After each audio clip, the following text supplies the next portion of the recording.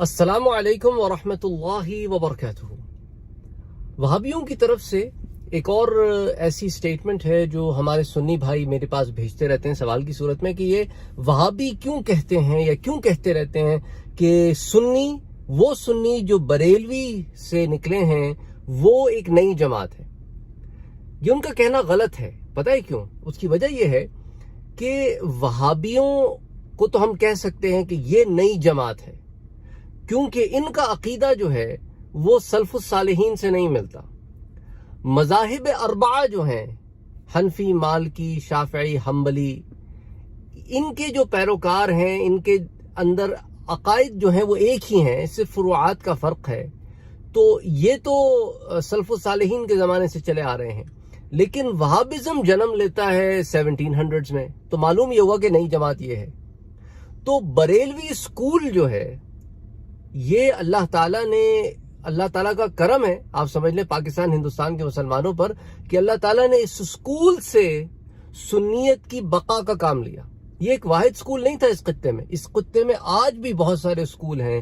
ہر سنی بریلوی نہیں ہوتا پر ہر بریلوی سنی ہوتا ہے، یہ یاد رکھیں۔ ایسے بہت سارے سنی پاکستان ہندوستان کی سرزمین میں موجود ہیں جو بریلوی سے فارغ نہیں ہیں، جن کی سندیں بریلوی اسکول سے نہیں ہیں، لیکن وہ سنی ہیں کیونکہ عقیدے کے لحاظ سے ان کے عقائد بھی وہی ہیں جس کے فروغ کے لیے اللہ نے بریلی کے اسکول کو چنا، جس سے منسلک لوگوں کو آپ بریلوی کہتے ہیں۔ تو بریلوی جو ہے کوئی نئی سوچ، کوئی نیا انداز، کوئی نیا مکتبہ فکر نہیں ہے، بلکہ بریلوی اسکول جو ہے وہ ایک ایسا اسکول ہے جسے اللہ نے چنا اس تھاٹ پروسیس کو، اس نظریے کی بقا کے لیے جو سنیت کے عقیدے کے اوپر کھڑا ہوا ہے۔ یہ بات وہابیوں سے ہضم کیسے ہو؟ کیونکہ دراصل یہ وہ نئے کانسیپٹس لے کر آئے ہیں امت میں جو پہلے ایگزسٹ نہیں کرتے تھے، اور آڑ قرآن و حدیث کی انہوں نے لی ہے اور غلط توجیحات پیش کرتے ہیں، قرآن کی غلط تفاسیر پیش کرتے ہیں اور کہتے ہیں اچھا اگر ہم غلط پیش کرتے ہیں تو دکھاؤ ہمیں۔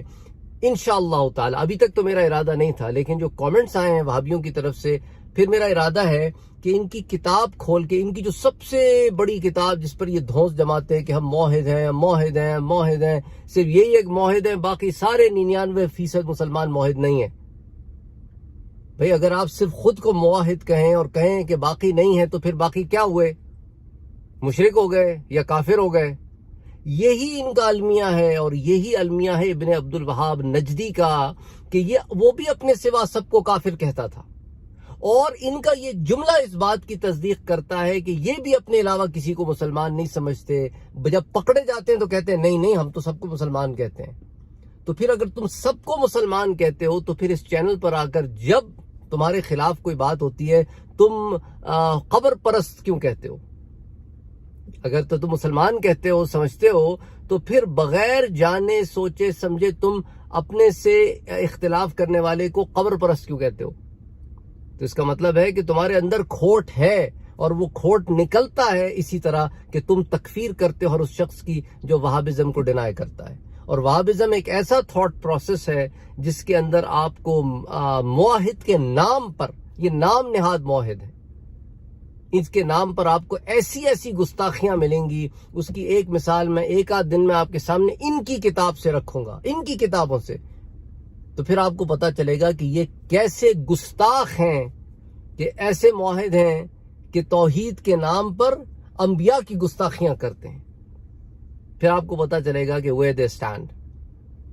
ابھی تک تو میرا ارادہ نہیں تھا، لیکن ان کے کمنٹس وغیرہ پڑھنے کے بعد I'm getting to an extent where I really I should show them کہ where they really stand، اور تاکہ سب کے اوپر یہ بات واضح ہو جائے۔ دیکھو میرا مقصد جو ہے نا اس ویڈیوز کو بنانے کا تفرق کا نہیں ہے، یاد رکھنا۔ یہ میرا مقصد ان ویڈیوز کو بنانے کا یہ ہے کہ چھوڑ دو ان فرسودہ چیزوں کو اور آ جاؤ اس اصل دین کی طرف جس کی اساس رکھی گئی تھی اور جس پر امت کا اجماع ہے، اجماع امت ہے جس پر۔ ان کے لوگ جو کمنٹ کرتے ہیں آ کے، وہ بیچاروں کو یہ بھی نہیں پتا کہ مذہب کیا ہوتا ہے اور دین کیا ہوتا ہے۔ وہ اتنے گڈمٹے بیچارے، ان کو یہ بھی نہیں پتا۔ اب آپ آگے کیا کریں کہ علم کا عالم یہ ہے کہ مذہب کا، مشرب کا، دین کا، فقہ کا کوئی خبر ہی کوئی نہیں ہے، ہوتا کیا ہے، سلسلے کیا ہوتے ہیں نہیں خبر، اور آ کے کمنٹ کر کے فارغ ہو جاتے ہیں۔ تو بہرحال پہلے علم حاصل کرو یار، پھر کمنٹ کرو، یا تو پھر علم نہیں ہے، مانو علم نہیں ہے تو پھر علم حاصل کرو۔ جاہلوں والے کمنٹ تو کر کے اپنی جہالت کا اظہار ہی کرتے ہیں لوگ، اور کیا کہہ سکتا ہوں میں آگے۔ تو بہرحال اللہ ہدایت دے، اور ہم کیا کہہ سکتے ہیں۔ اپنا اور اپنوں کا بہت خیال رکھیے، اور یہ بات یاد رکھیے کہ Barelvi school is one of the Sunni schools in the Indo-Pak region۔ بہت سارے انڈو پاک کے اسکولز اس اسکول سے منسلک ہیں، لیکن ضروری نہیں ہے کہ ہر سنی بریلوی ہو۔ بریلوی اسکول نے کوئی نئی چیز سامنے نہیں رکھی، بلکہ اس کانسیپٹ کی بقا کے لیے کام کیا ہے جو سنیت کی اساس ہے، ان عقیدوں کے اوپر کام کیا ہے جو سنیت کے عقائد ہیں۔ تو بہرحال آئی ہوپ کہ اس سے بات سب کو واضح ہو گئی ہوگی۔ السلام علیکم ورحمۃ اللہ وبرکاتہ۔